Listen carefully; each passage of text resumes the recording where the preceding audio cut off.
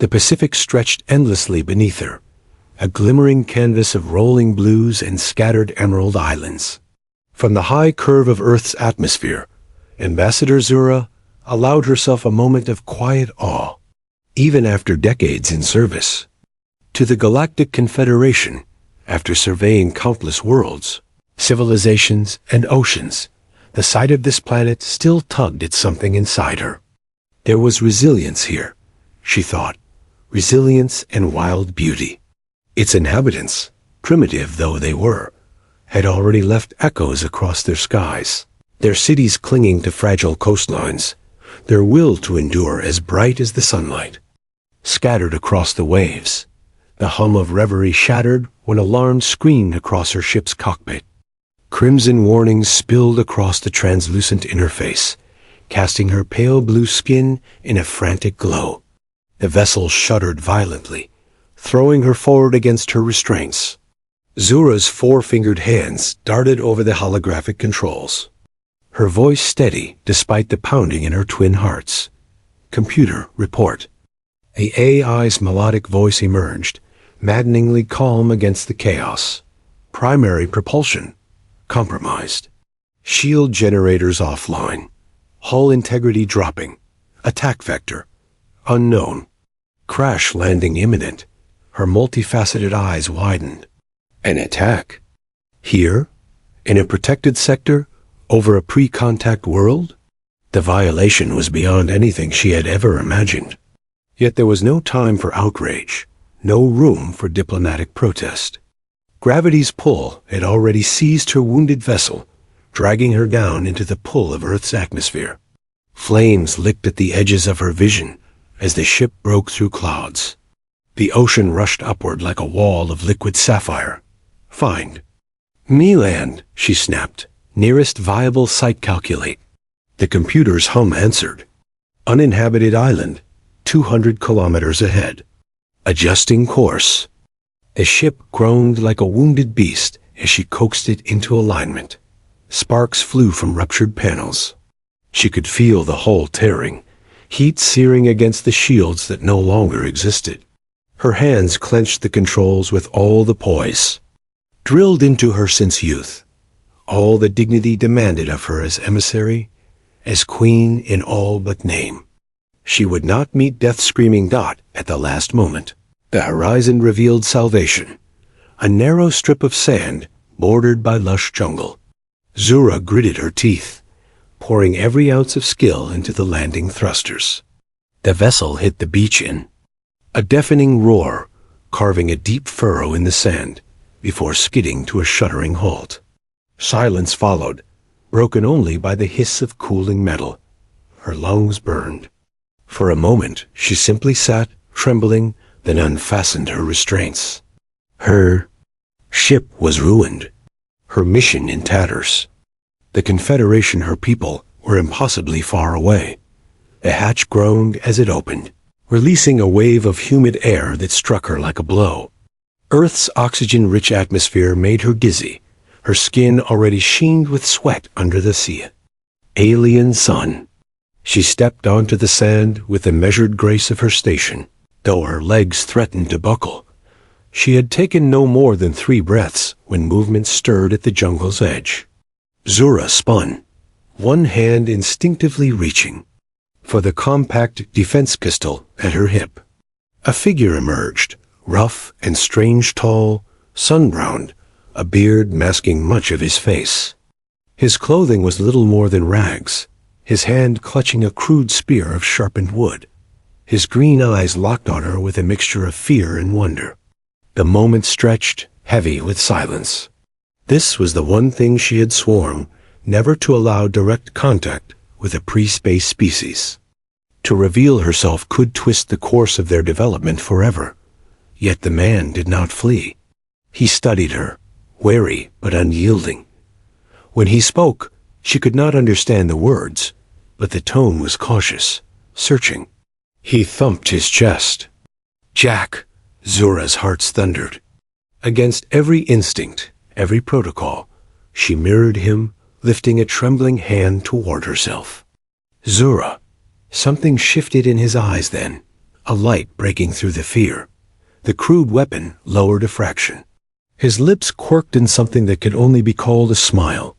She had fallen from the stars, and instead of running, this human had chosen to stand before her. She had no way of knowing then that this unlikely meeting alien, queen and stranded castaway, would shape not only their fates, but the future of two civilizations. The jungle pressed close around them, a living wall of green and shadow, heavy, with the musk of damp earth and the chatter of unseen creatures. Zura followed the human at a cautious distance, her senses straining to every sound.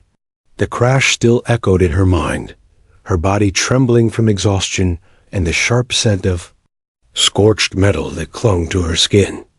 Yet here she was, trailing behind a being she was forbidden to even acknowledge, his broad shoulders shifting as he pushed aside vines with the easy strength of one who had long ago made peace with the wild Jack, as he had named himself, walked with the unhurried confidence of survival. His bare feet knew the ground.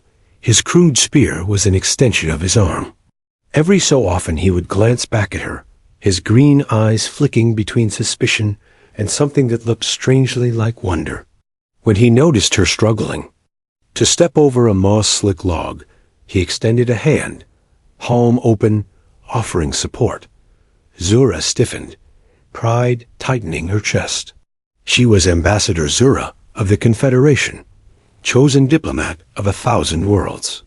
Yet her pale fingers hovered for a moment, then slipped into his rough grasp.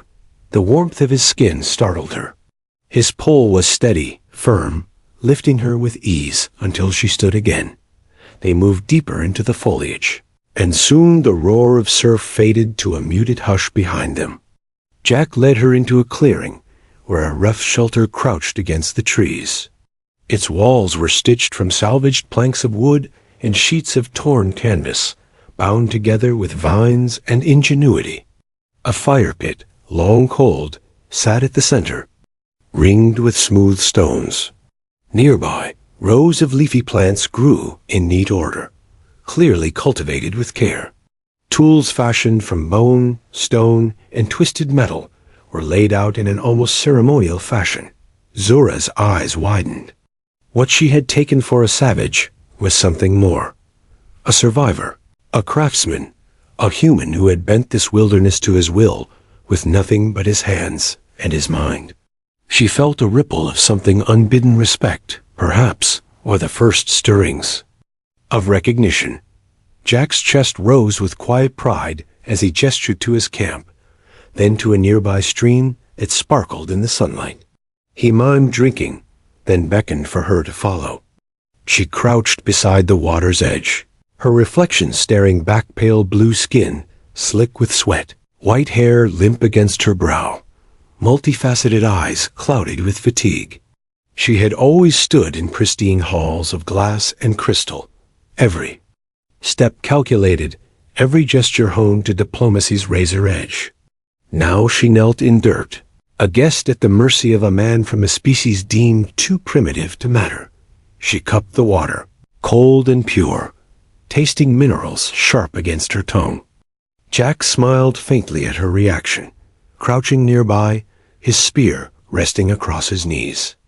He spoke again, words she could not decipher, but his tone was soft, coaxing, as though he meant to assure her of safety. Zura opened her mouth, unsure how to bridge the chasm of language.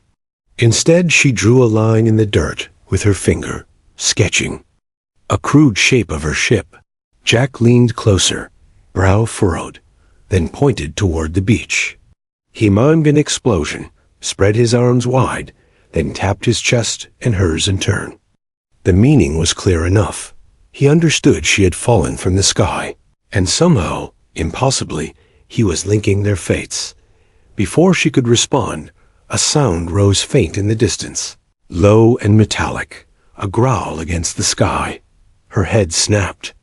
Up, her senses flaring in recognition. Ships, not hers. Not Confederation. The same hunters who had struck her down. Her blood ran cold. She glanced at Jack, who only now caught the distant hum, His eyes narrowed. He did not ask questions. He simply rose, grabbed her arm, and gestured frantically toward the shelter. Together, they scrambled into the crude structure, throwing branches and canvas over its entrance. The air inside was close, scented with wood smoke and salt, and Jack pressed a finger to his lips, his other hand gripping his spear tight. The rumble swelled overhead, engines whining, shadows crawling across the treetops. Zura's hearts thundered. In her chest, the instincts of duty and caution warring with raw survival. She had trained her whole life to observe, to record, to never interfere. Yet here she was, hiding in the dark with a human who should never have known her face. Their fates already entwined by choice and chance. The ships circled above, engines snarling like predators. Zora's gaze flicked to Jack. He had not cowered. His body was tense, protective, poised between her and danger with nothing but a spear in his hands. Primitive? Yes. But fearless. In that suffocating silence, Zora realized something dangerous. Her survival no longer belonged to her training, or her rank. It was bound now to this man, this impossible, stubborn fragment of humanity. The universe had delivered her into his care, and she could not bring herself to resist. When the ships finally drifted away, leaving only the echo of their passing, she and Jack exhaled as one. Their eyes met in the dim light, his fierce with determination, hers clouded with the first glimmers of trust. The path she had sworn to follow, distant, unyielding, untouched by the lives of those she studied, was gone. In its place was a new path, carved through the wilds of Earth, where survival and destiny would be shared. The jungle never slept. Even in the heavy hours after nightfall, when the last blush of sunlight bled from the horizon and shadows pressed in thick as smoke, it pulsed with life chirps, rustles, unseen wings slicing through the air. Zora sat close to the low fire Jack had coaxed into life, her multifaceted eyes catching glints of orange as if her irises were fractured gemstones. Every sound beyond the clearing made her tense, her body ready to spring, but Jack sat across from her with the ease of long practice. He turned a half-charred fish on a spit, his gaze sweeping the trees, his ears attuned to the rhythms of the island. He was a man who had lived inside danger so long that vigilance had become second nature. She marveled at him more than she wanted to admit. In the Confederation, survival meant technology, vast systems interlinked, entire fleets sustaining single lives. But here, this human had built his world with nothing more than his hands. His shelter, patched together with canvas and wood, creaked under the humid breeze, but it had withstood storms. His garden, though crude, had coaxed food from stubborn soil. His spear, little more than sharpened wood, had kept him alive in the wild. There was no elegance in his methods, no refinement. And yet there was a kind of brilliance raw, unshaped, utterly human. A low thrum cut across her thoughts. Zora froze. Not the chatter of insects, not the restless surf beyond the tree line. This sound was mechanical, cold, precise. She knew it instantly. Spacecraft, not Confederation vessels. The predators had returned. She stood in a rush, knocking her satchel aside. Jack's head snapped up, green eyes narrowing as he caught the He did not ask questions. He simply rose, grabbed his spear, and jerked his chin toward the shelter. They doused the fire with a hiss, plunging the clearing into shadow. Moments later, the sky above roared alive. Engines whined, searing beams of white cut down through the trees, and the earth trembled as the jungle was ripped apart by scanners and burning plasma. Zora's stomach clenched. They weren't just searching, they were scouring, determined to erase all trace of her crash. Inside the shelter, heat pressed in like a fist. Jack pulled branches and debris tighter across the entrance, his movements quick, practiced. He motioned her low, flattening them both against the dirt floor. His body interposed itself between her and the thin wall of their hiding place. His spear shook in his hands, but his eyes burned with something sharper than fear. For hours, they lay silent while the predators hunted. The air outside grew acrid with smoke and scorched wood. Trees groaned and toppled. Explosions rattled the ground, throwing dust down from the thatch roof. Zura bit her lip, the copper taste of blood sharp on her tongue. She had endured interrogations, political standoffs, assassination attempts, but never this, the quiet terror of being prey. At last, the noise dwindled. The ships withdrew, leaving behind a ruin of charred stumps and smoldering wreckage where the jungle had stood. Jack eased the barrier aside, his face bathed in moonlight. Zura crawled out with him and stopped cold.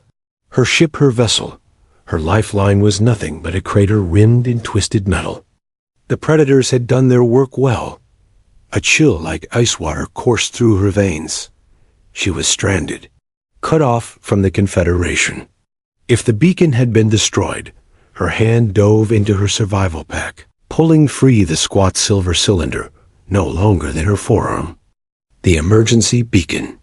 The casing was scarred, one side warped by heat, but it still pulsed with a faint blue glow. Zura's throat caught, not destroyed. Damaged, yes, but still alive.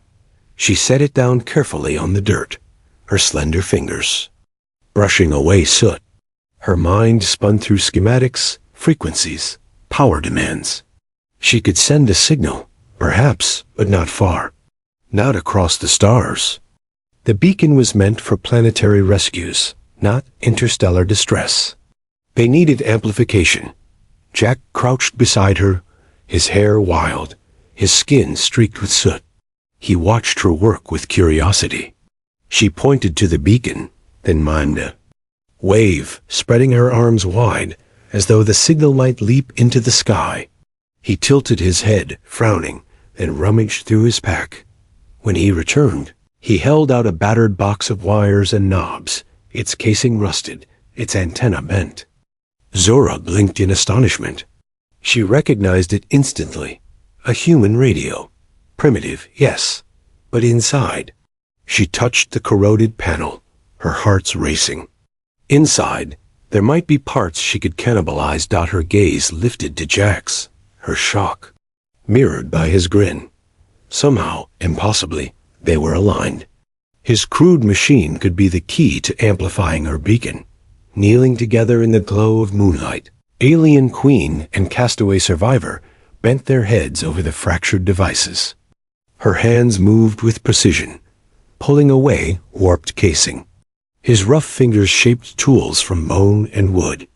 Sparks danced between circuits as alien crystal met human metal. For the first time since the crash, hope sparked in her chest, fragile, faint, but alive. She had found an ally on this primitive world, an ally who might yet help her call the stars. The ocean was merciless. For days the raft shuddered under the weight of waves, its lashed timbers groaning like the bones of a wounded beast. The salt spray stung Zura's multifaceted eyes, clung to her pale blue skin until she felt scoured raw. Jack, hunched at the prow, read the currents with uncanny instinct. His sun-browned face was weathered, his green eyes fixed on the horizon. Each time she faltered, lightheaded from Earth's oxygen-rich air and the unfamiliar motion of the sea, his hand would steady her, wordless but firm. When land finally emerged, a jagged smear of coastline beneath drifting clouds, relief nearly, buckled her knees. Buildings clustered along the shore square, uneven things of stone and wood. Smoke curled from chimneys. She could hear the faint echo of voices, a language she could not parse, but recognized as human speech. Civilization? Her. Hearts hammered. Confederation law screamed in her memory. No contact, no revelation, no interference. Yet the Void Reavers would not wait for her protocols. Their invasion was already unfolding. Earth deserved warning. Jack's crude radio, spliced with her beacon, had intercepted tactical chatter. Fleets massing, strike groups descending. She could not leave this species' blind dot as they dragged the raft onto the sand. Zura activated a thin circlet of metal at her temple. A veil shimmered briefly over her body, bending light until she appeared to vanish. The cloak would not last forever. It was weak, degraded by the crash, but it would allow her to move unseen while Jack approached his own kind.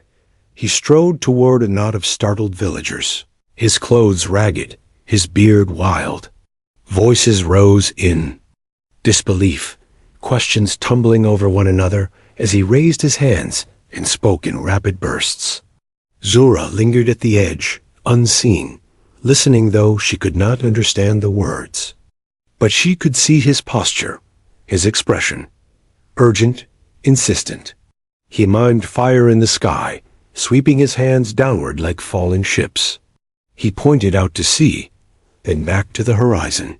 Skepticism flickered across the faces of the humans, but Jack pressed on, voice sharp with conviction. He looked like a man who had clawed his way back from death, who had seen the impossible and lived to tell of it. And they believed him, slowly, grudgingly. One by one, dot by evening, the small town had transformed. Radios crackled. Men and women hauled equipment into the open-weathered radar dishes, battered vehicles, rifles. Fishermen lashed together barricades. Engineers stripped wires from old transmitters. Children carried buckets of water and food to the gathering crowd. Zura watched, invisible among them, all coiling through her chest. This was not a polished war machine, not the sleek precision of Confederation fleets. It was raw human resilience, the will to fight even against a faceless storm. She had expected chaos, panic. What she saw instead was unity, as if the threat had kindled a spark buried in their bones. That night the stars burned clear above the coast. Jack sat among the villagers, his voice carrying as he recounted their journey. Zura hovered nearby, her cloak flickering at its edges. The people leaned closer to him, drawn by his certainty. And then, as if summoned by destiny, the sky shifted. Lights appeared, unnatural in their movement, lines of ships cutting against the constellations. The town's improvised radar shrieked, alarms cobbled from scavenged parts wailing into the night. Fear surged through the crowd. Mothers clutched. Children. Men brandished weapons that would scarcely scratch an enemy hull. The Void Reavers had come. Zura's cloak faltered, the shimmer collapsing in sparks. Gasps rippled through the humans as she appeared among them, tall, alien, her pale skin gleaming like ghostlight, her white hair spilling over her shoulders. Weapons rose in trembling hands. Voices shouted in alarm. She raised her palms, steady, her translator device humming at her throat. "I am Ambassador Zura of the Galactic Confederation," she said, her voice carrying in clear, measured English. "Your world is under attack by a rogue faction. They will not stop, but together we can resist." The crowd erupted fear, anger, disbelief. Yet above the noise, one voice cut clean. "Jax, listen to her." He shouted, his arm raised. "Toward Zura. She saved my life. She's been fighting them since the day she fell from the sky. We don't stand a chance without her." The villagers turned to him, their eyes torn between terror and trust. Slowly, weapons lowered. The noise subsided into a taut, trembling silence. In that moment, under the looming shadow of invasion, Zura saw it happen. A bridge, fragile but real, forming between her world and theirs. A queen without her throne, a castaway returned from the sea, and a town of humans staring up at the impossible. Sky, the invasion was beginning. And for the first time, Earth was not alone. The war room was a storm of noise and fear. Maps and crude charts were spread across wooden tables, their edges weighted by stones to keep them from fluttering in the salt-heavy wind pouring through broken windows. Radios sputtered static and fragments of military chatter, the voices of distant governments scrambling to make sense of the impossible. Outside, the town streets seethed with activity. Farmers were forging plows into weapons, fishermen rewiring generators, children running messages through the dark. Zura stood at the center of it all, her tall frame gleaming faintly under the harsh glow of oil lamps. Her multifaceted eyes flicked from face to face, reading panic in some, defiance in others. The translator at her throat pulsed softly, giving her words weight in the human tongue. Your defenses, while admirable, will not hold. Void Reavers have centuries of war behind them. Their technology will cut through your walls, your weapons, your bodies. A ripple of unease passed through the room. She raised a hand, silencing it. But there may be a way to level the field. Her fingers brushed the beacon at her hip. Then she looked at Jack. He met her gaze steadily, his jaw clenched, as though he already knew what she would say. My ship's core survived the crash, she continued. It contains an intelligence. Matrix and AI capable of analyzing enemy tactics, predicting movements, coordinating defense. If it can be integrated into your networks, Earth might withstand the first wave. Silence pressed heavy on the room, broken only by the hiss of a radio. Then one of the town's leaders, a grizzled man with sea-weathered skin, spoke. Where is this core? Zura's throat tightened. At the crash site. But the Void Reavers have built a forward base around it. To retrieve it would mean entering the very heart of their stronghold. The air grew taut with dread. The word suicide flickered on the lips of several men, but went unspoken. All eyes turned toward Jack. He had been quiet until now, standing at the edge of the firelight, his hands balled into fists. Slowly, he stepped forward, the fire catching green sparks in his eyes. I'll go, he said simply. A murmur swept the room. You? Someone scoffed. You're no soldier. Just some castaway madman. Jack's face hardened. I survived years on that island when I should have been dead. I've fought storms, hunger, sickness, loneliness, and I'm still here. And I know that terrain better than any of you. If anyone can get to that wreck and back, it's me. Zura's chest tightened, both pride and dread warring inside her. Jack, she began, her voice faltering for the first time since she'd met him. The risk, he cut her off with a look. If we don't try, everyone here dies. Everyone out there dies. He gestured to the villagers, to the horizon where faint lights flickered in the night sky. Scouts, hunting. Sometimes you don't get to wait for someone else to fix things. Sometimes you're all there is. Zura swallowed, her heart's pounding. In him, she saw the truth of what the Confederation had always underestimated. Humanity's resilience wasn't just stubborn survival. It was the refusal to bow, even to the stars themselves. By dawn, the plan was set. A small team, Jack, Zura, and a handful of human fighters would infiltrate the island under cover of darkness, while the rest of the coastal defenses staged a diversion. If they succeeded, Earth would have its first true weapon against the invaders. If they failed, the Void Reavers would crush them before the war even began. The sun bled slowly over the horizon as the team gathered by the shore. A stealth submersible, nothing more than a fishing boat, hastily armored with salvaged plating, rocked gently in the surf. Jack adjusted the crude harness across his chest, a rifle slung at his back, a jagged knife at his side. He looked every bit the survivor she had first met, but now sharpened into something more, something almost mythic. Zura approached him, her pale hand brushing his arm. For a moment, the war faded, the voices, the crackle of radios. The waiting boat only, the two of them existed, locked in the fragile space between fear and resolve. "Are you sure?" she asked softly, her translator catching the tremor in it. Her voice. Jack gave a crooked smile, the kind that never quite touched his eyes. "Not even a little, but I'm sure about this." He pointed to her, to himself, then to the people waiting in silence behind them. "About us, about what's worth fighting for." Her throat tightened. Slowly, deliberately, she leaned forward and pressed her forehead against his, a gesture of intimacy among her kind. The warmth of his skin against hers anchored her, steadied her. He seemed to understand, his hand resting lightly against the back of her neck. "Then, let's make it count," she whispered. The call to move came.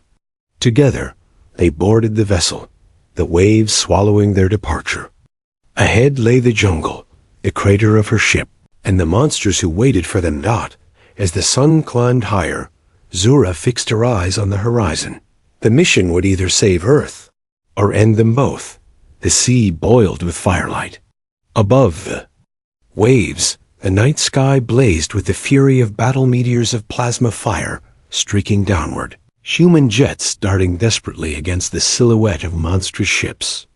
Explosions tore the heavens apart, the echoes shuddering through the ocean and into the bones of those aboard, the small vessel slicing through the water's surface. Jack gripped the prow, his knuckles white against the crude wood and steel reinforcements. A spray slapped his face, mixing with sweat and smoke, but he kept his eyes forward. The island loomed ahead, once lush, now scarred and glowing with the unnatural radiance of alien machinery. Where palms in jungle canopy had been, spires of black alloy rose, pulsing with sickly green veins of light. At its heart, like a desecrated grave, lay the crater that had once held Zura's ship. Zura stood beside him, her pale form cloaked in shimmering light from the personal shield she extended to cover the small strike team. Even strained to its limit, the veil shimmered and pulsed, almost ready to tear. Sweat traced thin rivulets down her temples, her breathing measured, disciplined. Yet her multifaceted eyes remained sharp, fixed on the fortress that had swallowed the last remnant of her vessel. "Once we're past the perimeter, we'll have minutes at best," she murmured, her voice low but certain, the translator at her throat, casting her words in steady English. "Stay close. Do not break formation." Jack turned, catching her gaze.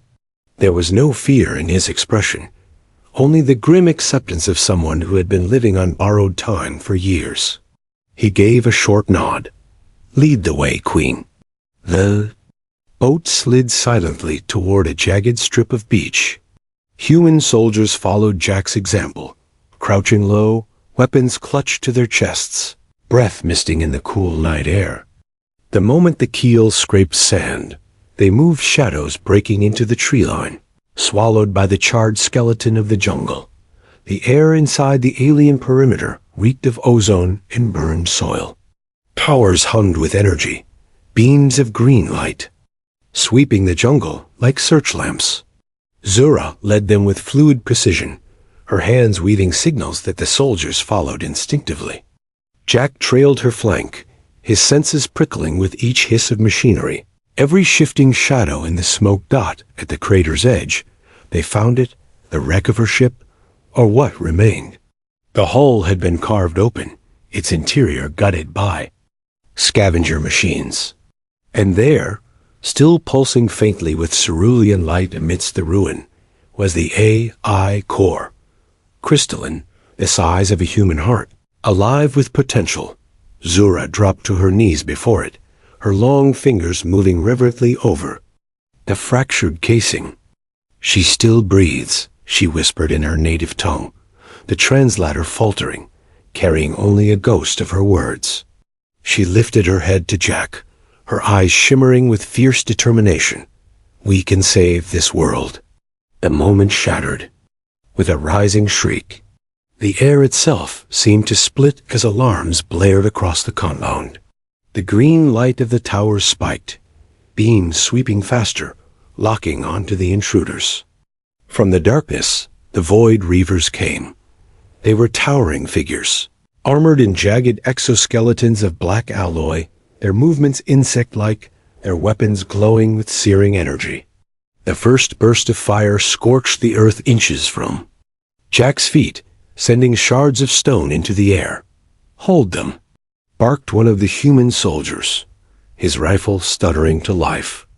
Muzzle flashes ripped the night, their sound dwarfed by the thunder of alien weaponry. Zura ripped the core from its cradle, cradling it in both hands. Its glow illuminated her face, fierce and unyielding. "We have what we came for. Fall back." They ran, ducking between burned trunks as the jungle erupted around them. Plasma fire tore craters in the soil. Trees collapsed in flame, and soldiers fell one by one, their cries drowned by the din of battle. Jack stayed close to Zura, his hand guiding her when she stumbled, his spear long since abandoned for a scavenged rifle dot at the extraction point. Panic struck. A Void Reaver blast caught Jack square in the side, hurling him to the ground.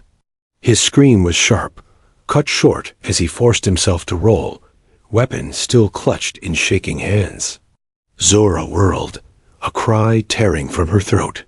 She sprinted to his side, firing her own compact weapon with lethal precision. A Reaver staggered back, smoking holes punched through its armor. Jack's breath came ragged, blood soaking through his torn shirt. "Go," he gasped, shoving at her arm. "Take it, finish it." "Never," she snapped, her voice cutting through the chaos like a blade. She hooked her arm under his shoulders, dragging him upright despite his protest. The AI core pulsed at her side, its light spilling over them both like a heartbeat. More Reavers closed in. The remaining humans fired desperately, buying seconds, not minutes. And then the sky tore open. Light like a dawn descended, white and gold. Beams lanced through the clouds, striking Reaver ships from above. Hulls cracked, engines failed, alien vessels plummeted into the sea in burning arcs. A shadow fell across. The battlefield vast, sleek, alive with impossible grace. Confederation warships. Zura froze, her heart's hammering. The Confederation had come. At last, Reaver soldiers faltered, their assault breaking under the sudden shift of power. Confederation. Beams carved them down with surgical precision. The air filled with the thunder of defeat, alien war machines collapsing. Burning, silenced. Jack, leaning heavily against her, lifted his gaze. His lips curled into a faint, bloodied grin. "Guess your friends made it," he rasped. Zur, a tightened. Her hold on him, her multifaceted eyes reflecting the blaze of the Confederation fleet overhead. Relief warred with dread. The Reavers had been defeated, but Earth had been revealed, exposed to powers that would never forget what had unfolded here. She pressed her forehead to Jack's, whispering words in her tongue that the translator could not catch. A vow, a promise. The battle was ending, but the real test was only beginning. The stellar harmony drifted above Earth like a jewel in the night sky, its sweeping, organic architecture glowing with soft light that made the jagged ruins. A Void Reaver wreckage seemed almost primitive in comparison. From the ship's bridge, Earth filled the viewport. Blue oceans, scarred cities, smoke rising where battles had raged only hours before. Yet against that scar, the planet still turned, defiant, alive. Zura stood tall, the crystalline AI core, now resting in a containment cradle at her side. Her gown, what little remained of her ambassadorial regalia, after fire and blood hung torn, edges burned, yet her bearing had not faltered. Every line of her pale frame radiated composure, though. Inside her twin hearts churned with conflicting tides. She had broken every law she had sworn to uphold. She had revealed herself, interfered in the development of a pre-contact civilization, fought side by side with a human. And yet, as she looked at Jack, standing a pace behind her with his makeshift bandages and that unyielding light in his green eyes. She felt no regret. The doors parted with a whisper, and High Counselor Thea entered, accompanied by aides who shimmered like walking shards of starlight. The Confederation's leader regarded Zura with a gaze that was at once piercing and unreadable, their luminous features untouched by battle. "Ambassador Zura," Thea intoned, their melodic voice filling the chamber, "your actions have placed us in an unprecedented crisis." Zura bowed her head, though not in submission. "I did what I must," she replied, her translator carrying the steel in her tone. "The Void Reavers were here. They would have consumed this world. To do nothing would have been dereliction not of law, but of conscience." Thea's gaze slid past her, falling upon Jack. He stood stiff, bare feet on alien glass, sweat still, staining his ragged shirt. He looked utterly out of place on this gleaming vessel of light, yet he did not waver. "And you, human," Thea said, their voice curious, testing. "You are no soldier, no leader of your people. By what right do you stand here, in this hall of stars?" Jack's jaw clenched. For a heartbeat, he looked as though the weight might crush him. But then he lifted his chin, his voice steady. "By the right of survival," he said. "I didn't choose this war, but I fought it. We all did. You ask if humanity is ready for your galaxy?" He gestured toward the viewport, where smoke still curled over Earth's horizon. "We're not by your standards. But we don't break. We adapt. We endure. And when the fight comes to us, we face it, with whatever we've got." The words hung in the air. No translator softened them, no diplomatic polish. They were raw, plain human. For a long moment, Thea was silent, their luminous eyes flicking between Jack and Zura. "Perhaps," they murmured at last, "there is strength in such simplicity." They turned to Zura, their expression sharpening. "Ambassador, or perhaps I should say, Your Radiance." "Queen Zura." The chamber stilled. Jack's eyes widened, confusion flashing into realization. Slowly, he turned to her. "Queen?" Her breath caught, the secret she had carried for so long suddenly laid bare. She had not been merely an envoy, not just a diplomat dispatched to a backwater world. She was the Confederation's hidden sovereign, traveling under guise to test herself among the stars she ruled from afar. "It was never meant to be known," she admitted softly, her gaze locking to his. "I sought to understand your world without the weight of my crown, but fate had other plans." Jack's face was a storm shock, anger, and something deeper. A raw wound cut by revelation. "So I didn't just save some ambassador," he said slowly. "I saved a queen." Zora stepped closer, her voice lowered so only he could hear. "You saved more than that. You saved me from duty without heart, from a life lived behind rules while others bled. Whatever history says, Jack, I will remember that it was a human who stood beside me when the stars fell." Thea's voice cut through the moment. "Earth will enter the Confederation as a probationary member. But this bond," their gaze lingered on Jack and Zura, "changes everything. Perhaps the galaxy is not shaped by laws alone, but by the choices of unlikely allies." Jack's lips twisted into a half-smile, weary but unbroken. "Guess that makes us official, huh?" Zura reached for his hand, her pale fingers threading with his calloused ones. For a heartbeat, the chamber seemed to fade, the counselors, the ships, the stars themselves. It was just them, the queen who had fallen from the sky, and the castaway, who had chosen not to run. "Not just official," she said, her multifaceted eyes bright with fierce light. "Historic." And as Earth's battered blue curves spun slowly below, the stars beyond no longer seemed so distant. Humanity had stepped onto the cosmic stage, not with quiet diplomacy, but with a roar of defiance. The war was over. The future had begun.